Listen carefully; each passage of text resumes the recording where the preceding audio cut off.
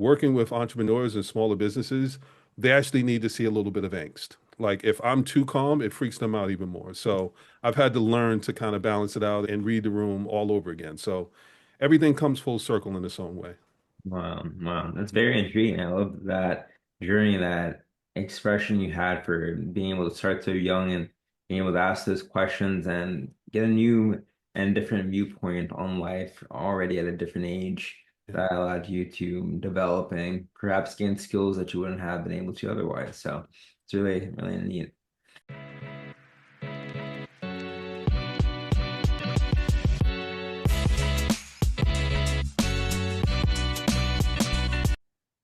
Welcome back to the Mindful Hustle, where we explore how rewiring your identity leads to exponential results in life and business. I'm Donnie, and this space is for business owners who are ready to create from alignment, not anxiety.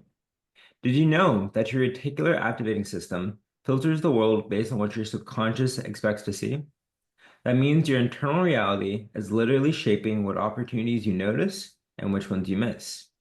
At Reality Realization Institute, we help you recalibrate your internal settings so you become a magnet for the results you've been chasing. And if that resonates, grab a free strategy session at realityrealization.org/call. And now let's hop into today's episode. Today's guest is Sean Atkinson. Sean focuses on weaving authenticity, empathy, and intention into strategy because true sustainable success isn't just about metrics, it's about meaning. In this episode, we dive into what it really takes to build a brand that resonates, lasts, and leads with heart. Let's get into it. And thank you, Sean, for hopping on today's episode.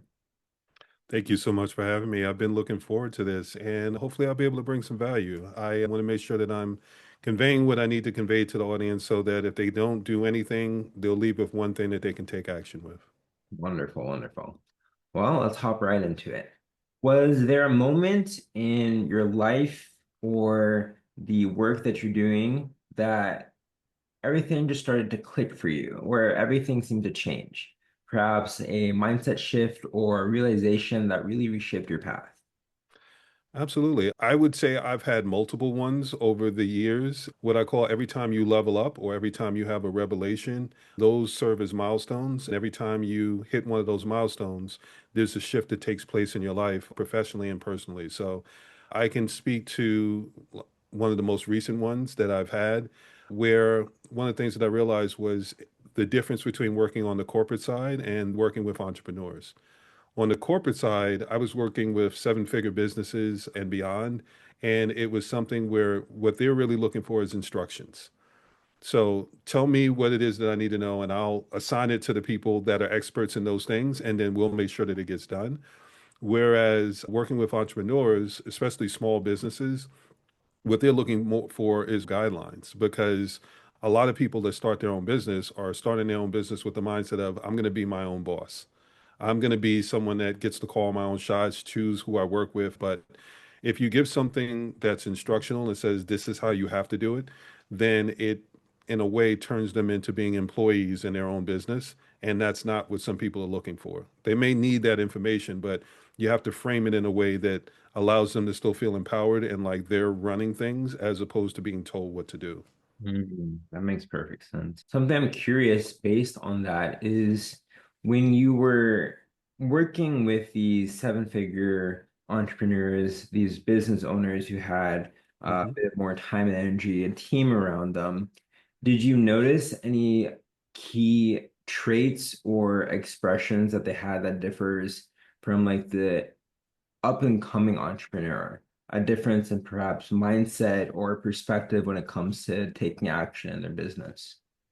That's a great question. They are more trusting with the people that they seek out for advice because at that point they know what they're paying and their thing is you better have the answers. Hmm. As opposed to when it's someone that's starting out in more of a startup or just a solopreneur or a smaller business, they have more questions, they have more doubt. One of the things that I try to keep in mind is I never know what you had to do to make the money that got you to this point. So it's something where on the corporate side with the larger businesses, you don't get the same level of questions. They will ask for case studies, different things for validation, but after a certain point, they're not questioning whether or not you're the expert the same way a smaller business or a startup would. Now, I'd love to dive a little bit deeper into the journey that you went on to really gain these insights and work with these different diverse groups of individuals. Tell me a little bit more about your story and how you really got your beginnings in the brand and marketing and consultancy side of things. Sure. I would say probably a year or two ago, I would have given a different story. But as I talked to some people and they heard about things just in conversation, they said, I've never heard you mention anything about that, and I've known you for years. Mhm. The real origin story is my mother started working at Atlantic Records and Atco Records when I was about 6, 7 years old. And that was really my introduction to branding and marketing and just the world in general.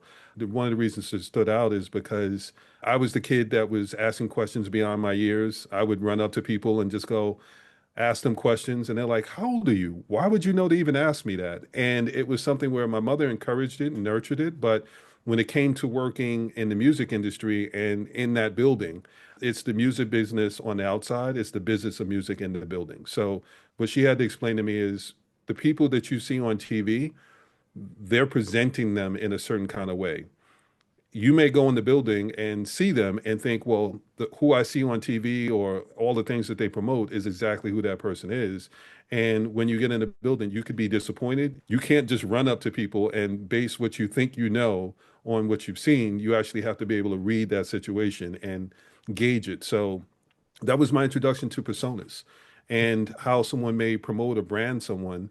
And that getting that kind of introduction that early in life, uh, that was the start of me having examples that I got to pull from.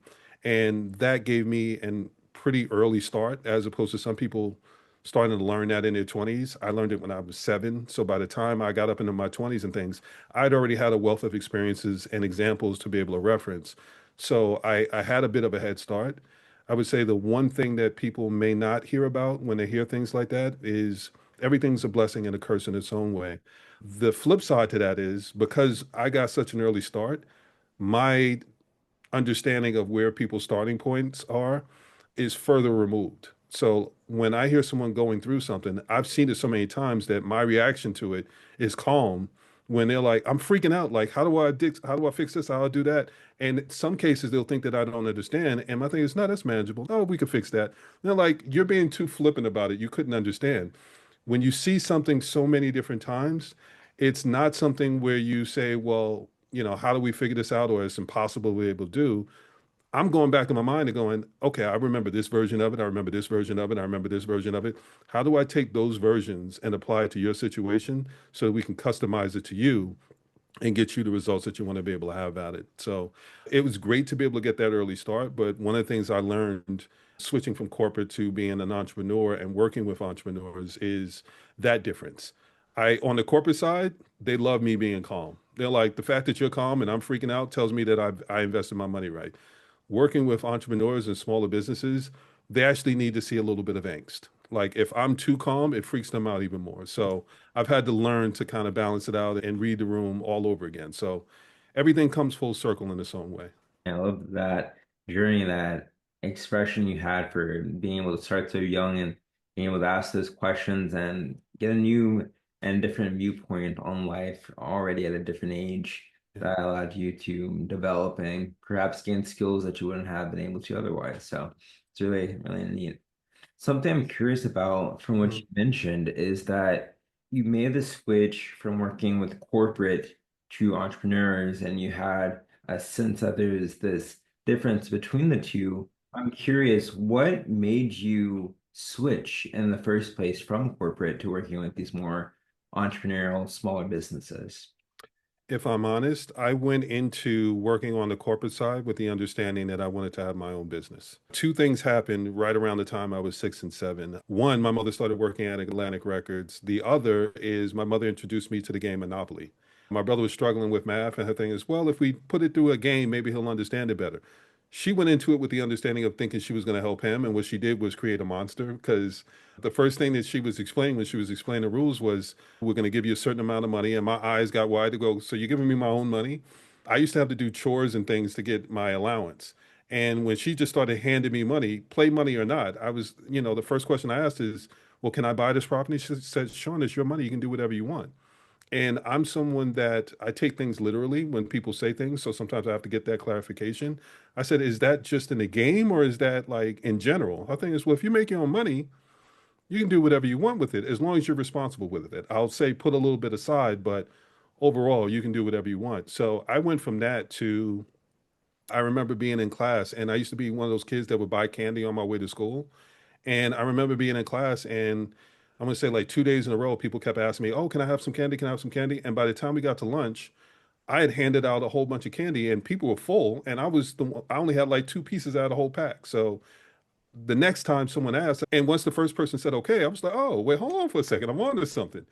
By the time I got to, I would say, the end of that school year, I went from someone that was running their own candy business to being a distributor. So the insights that I was gaining from going with my mother to work and getting to talk to the people that what I call kingmakers, they're the people that want to be in front of the camera and want to be the stars. And they're the people that learn the game and they sit behind the camera and they go, you could be a star, you could be a star, you could be a star. And that was where I really got to gather a lot of that experience. So I went into it knowing I can not only have my own business, but now I want to learn the process. I want to learn the game well enough so I can pick and choose what I want to be able to do and be empowered to do it the way that I want to be able to do it and be authentic. So I always knew that I wanted to be an entrepreneur. I went into working on the corporate stuff as someone that was learning everything I needed to learn so that I could be the person that I wanted to be on the back end. And then as I got years and years into it, I started to realize, okay,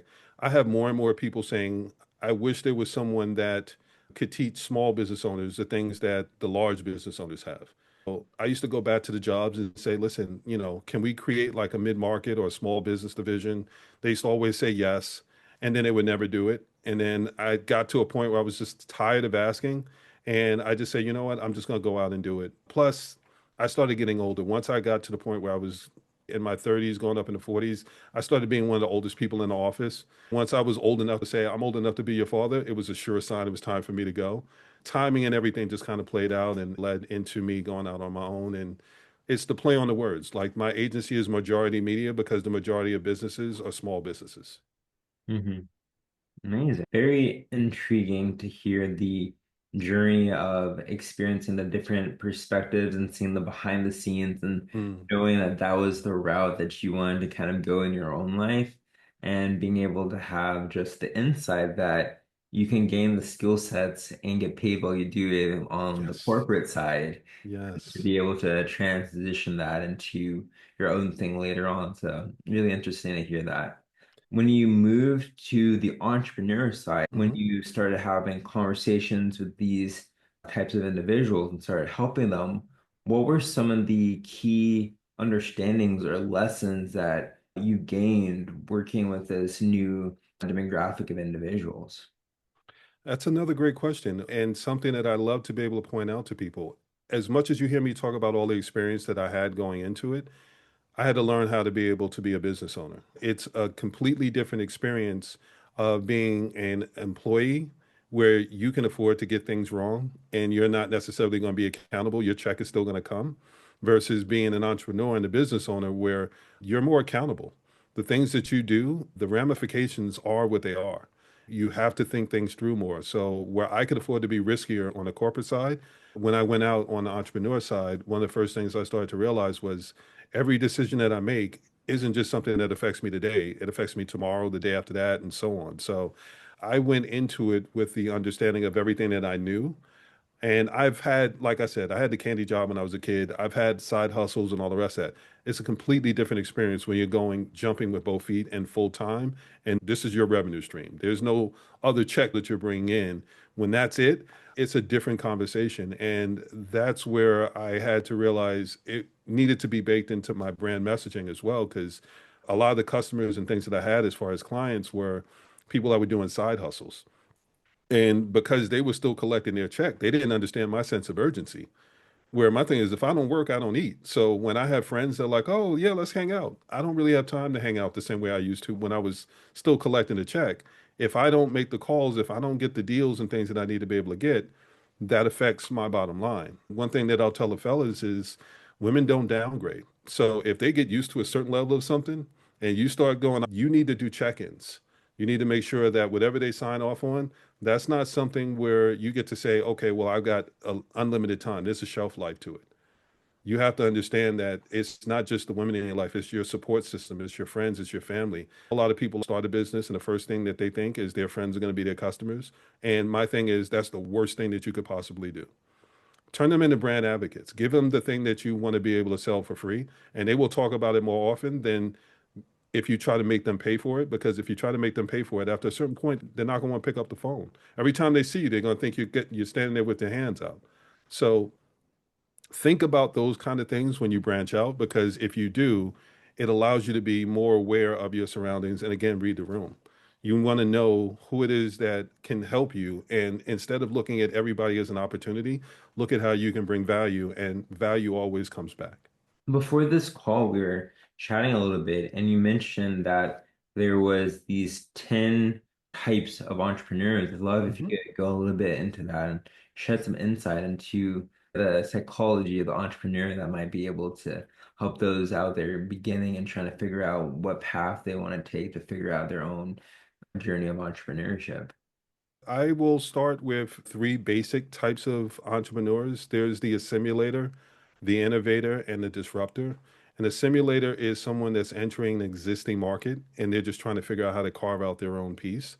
I would say a lot of the people that I talk to are people that have saved up their savings and they say, I want to start a business, but I'm scared if I start the business, I'll lose my savings.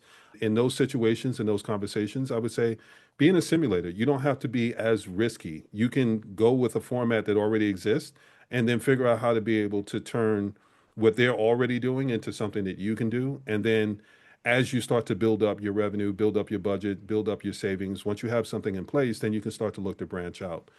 Innovators are creating something that never existed before. So they have their own set of challenges because you have to get people to see something that never existed. And you have to take an idea that you have in your head and put it in their head and make sure that they can see it as clearly as you do. And that's how you get them to invest. And then there's the disruptors. And the disruptors, I would say, is one of the most difficult ones because you not only have to get the audience to be able to see what it is that you want them to see, but then you also have the people that have their existing businesses. Disruptors are saying there's a better way to do something. If you're right, that means you could effectively change the process.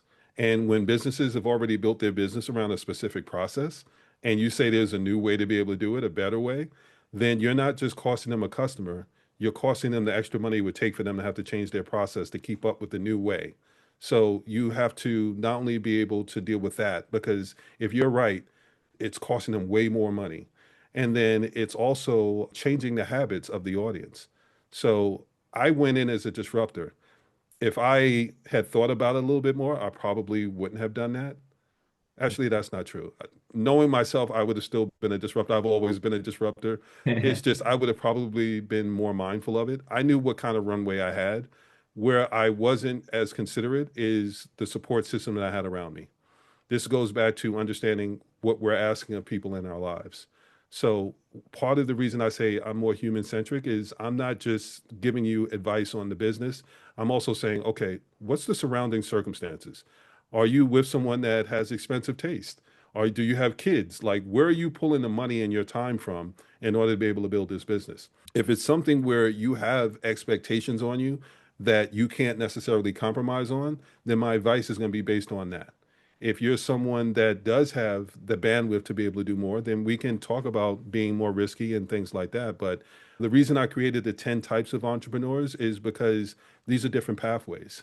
And if you understand the path that you're on, then you can make more conscious decisions. You can explain it to other people better and be able to say, well, based on what I'm doing and the path that I'm on, it's going to take me this long to probably be able to get up to this point. Sometimes one of the first things people think about is how long is it going to take me to match my check? If you're working on the corporate side, how long is it going to take me to match my check? Understanding the entrepreneurial type is going to matter. If you're in a simulator, chances are you might be able to make that money a little bit faster. An innovator, the runway is longer because, again, you're trying to get people to see something that they've never seen before. That takes time. Disruptor, that takes time. So if I know someone is on a budget and they have kids, they have, a partner, and they have to worry about upsetting their life by chasing their passion and their purpose, then I'm going to give them a different level of advice and say, you can start off as in a simulator. So understanding what path you're on, it gives you the opportunity to make wiser choices. So one of the things that I say is clarity, confidence, and consistency. Once you have clarity, you can be more confident in the things that you're doing, and it allows you to be more consistent. And then once people see that you give consistent results, then that's where you can start to kind of map out everything. And it's not just getting the buy-in from the audience, but you get the buy-in from the people in your life as well. I love how you've combined the human-centric with the practical approach, making sure to acknowledge that as an entrepreneur, you're still a human, you still have the support systems and the things that you're going through in life, and all of these additional factors that determine Mm. your ability to achieve success. And then you merge that with the unique caricature of that entrepreneur and what they're trying to build and the way that they're trying to pursue that vision of something they're trying to create and being able to kind of marry the two things still out for this holistic experience. It's really cool. That's where sustainability kicks in Mhm. because the reality is our personal lives affect the decisions we make professionally, and the decisions we make professionally affect our personal lives. If you're only looking at one, then you're running the risk of damaging the other. And the reality is nobody's getting into entrepreneurship so that they can ruin their relationships and their whatever they have with their family and support system. So I think it's a mistake to not take the surrounding circumstances into consideration. And then it's the same thing when it comes to being a business owner and working with the audience. It's the difference between a no and a not right now. You Mhm. may hear no, but it could be we don't understand what situations they have going on. It could be I can't do it right now, but I love everything that you're saying. And if you understand that, some people will hear no and go, oh, well, I'm just going to go ahead and leave them alone. If you don't ask the follow-up questions to understand why, you could be missing out on potential customers by not nurturing that and going, you know what? If it's not right now, that's okay. I'll continue to give you the information so that you can figure out how to get started. You can get the clarity to build up your confidence in being able to do that next step. And then you can be consistent with the fact of not only do I think it's something that I could do, but now I know I'm consistent. I think that enough so that I do feel like investing. I do feel like I can do whatever the thing is. There's different paths that you can take with that, but overall, the way that I try to explain it is there's two main paths when you're thinking about starting a business and this problem or the solution that you're solving. There's preventative measures and then there's reactionary solutions. Preventative measures is let me help you avoid this thing that you do not want to have happen. I typically say there's three reasons people to start a business. They had a great experience that they want other people to enjoy. They had an awful experience that they want to have other people avoid. And then there are the people that may not have that firsthand experience, but they have that second and third hand experience. They've seen it enough to be able to know how to solve the problem. Something I'm curious to note is due to the understanding that your model is very human-centric, I'm curious to know what your thoughts are on the human element, on the mindset or the mental component to achieving success in business. What are your perspectives on that? I think that's one of the starting points. That's why I start with clarity and confidence. Everything that I do pretty much starts with an assessment. I'm talking about the entrepreneurial types. That's a free assessment that I have out there. And anyone that takes it, it gives them three strengths and two challenges that they can expect based on that type.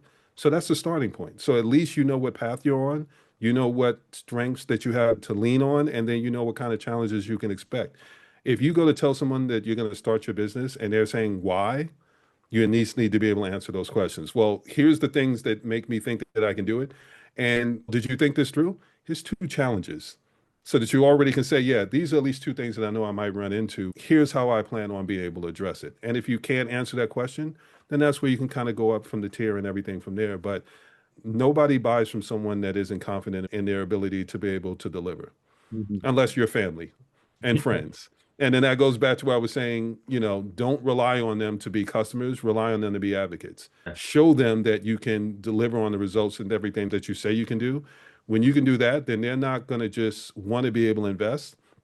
They're going to tell other people about it. One of the things that I focus on, and this is something more so that I've been rolling out lately, is I was on a podcast. It was my podcast. It was a guest episode, and we were talking about branding. And I was saying, branding done well makes you a foregone conclusion. So you're not selling, you're not pitching, you're explaining what you do. When someone goes, that makes so much sense. How do I get involved? Like, how do I get the results that you're telling me that you get for all these other people? that's when you know that you've got it down. If I can help people get to that point where they can explain it in a way where someone's just like, that's a no-brainer. Like, I'm not asking you, how much it costs. I'm so busy thinking about the results that you just told me that you get, and you said it so confidently and comfortable that mindset is what you need to actually be able to sell and sell convincingly without actually selling. I'm not a salesperson. I can sell, but salespeople and sales, sometimes you get that hard, pushy sale where you feel like, ugh, I'm not that guy.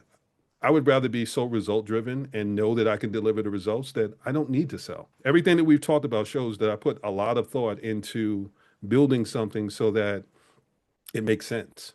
Yeah. Like, I understand you have to think about the personal life and make sure that you have those things set.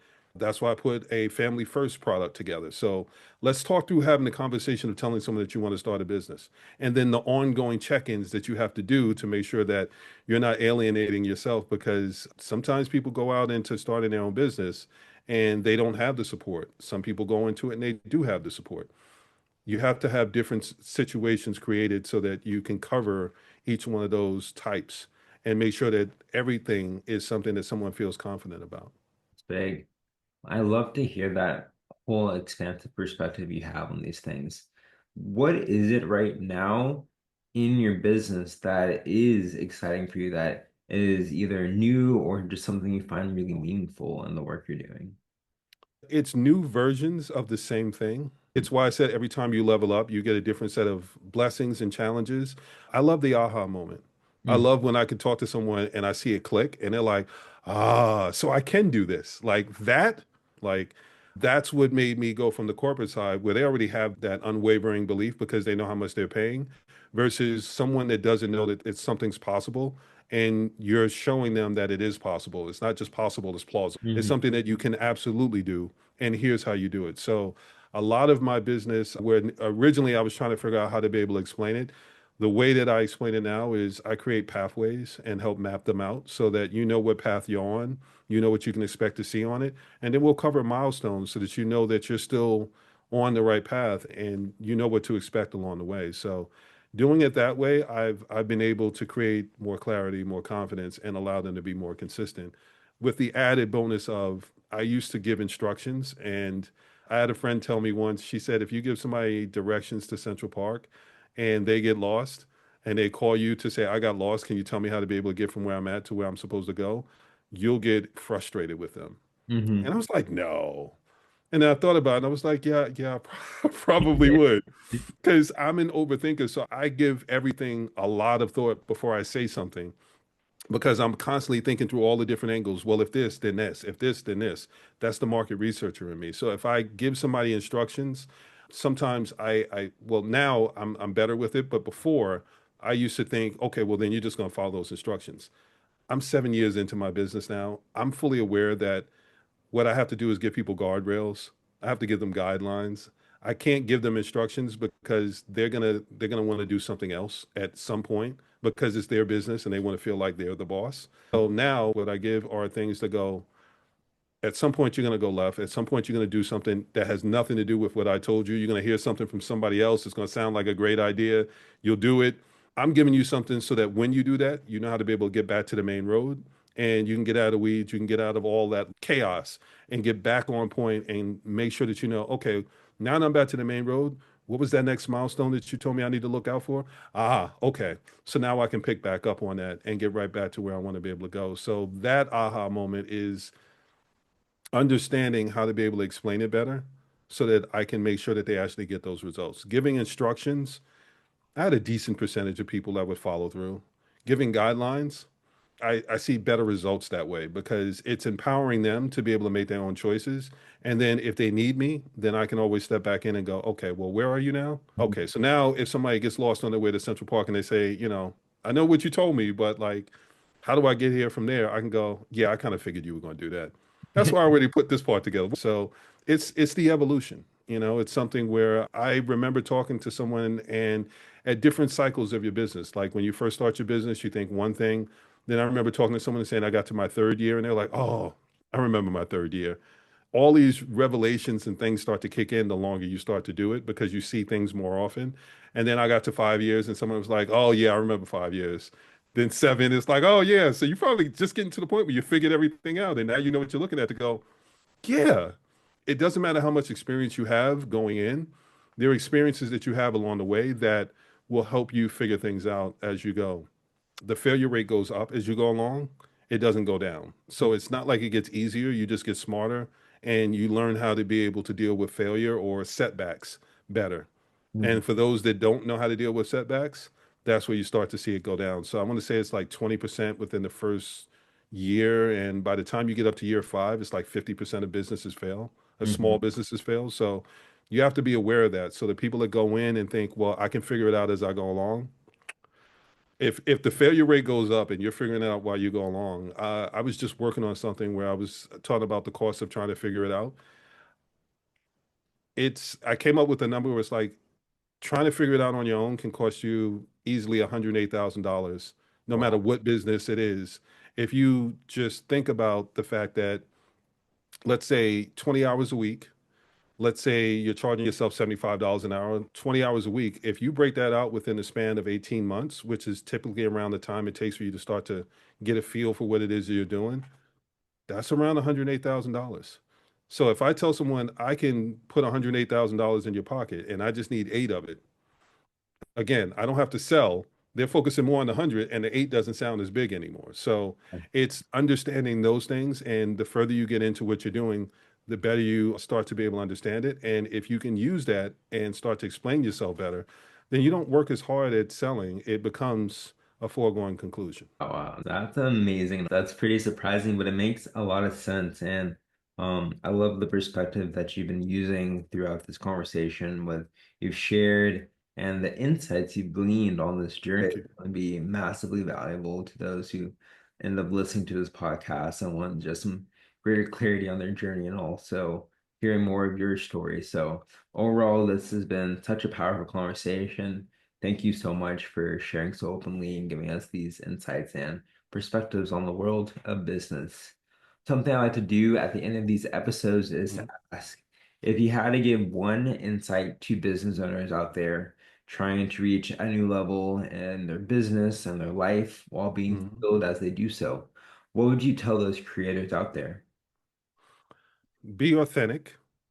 The analogy that I normally give since I started in the music industry is if you've ever gone to a concert and you see the person performing holding a mic out, it's because they've probably been singing that song for so long that it doesn't carry the same level of feeling to them. But the people that paid to be able to see them are expecting them to sing with that same level of feeling. And the trick to that is you have them sing it with that level of feeling and they don't feel robbed. Mm, So if it's not something that you can be authentic with, at some point it's going to creep out and people will see that it's not true to you. So that's why I said people normally start a business. It's important to know your why and align your why with your business model. If you do that, then even on a bad day, when you don't have it, you'll still be great at the things that you're great at. Whatever your purpose is, it'll still be something that you can do on a bad day. But if you do something that you can only do on a good day, then your business is in trouble before it even gets started. yeah, yeah, I like that. That's amazing. Thank you for sharing that insight. And for those of you out there listening, if this episode stirs something in you, if you feel like you're ready to go from the inside out, then definitely feel free to reach out to Sean and learn more about all of this stuff. And in terms of that, where can listeners connect with you and learn more about what you're doing right now? Sure. I would say the easiest place to be able to find me is SeanMAtkinson.com. I used to have different websites and different names, and then I realized it was just too complicated. First name, middle initial, last name.com, easier to be able to remember. You can find me on LinkedIn, Facebook. There's the Strategic Thinkers podcast where I kind of walk people through some of the things that we talked about. And yeah, out here to be able to help people control what they can control and find their way. Because what I realize is a lot of people are destined to do certain things. Some people find it early in life, some people find it later, but it Mhm. doesn't matter when you find it. It matters what you do with it when you realize it. Well, thanks again, Sean, for sharing this real and thoughtful perspectives. And to all of you out there, remember, you don't attract what you want, you attract who you are. This has been the Mindful Hustle. Until next time, be bold, be intentional, and keep realizing your reality.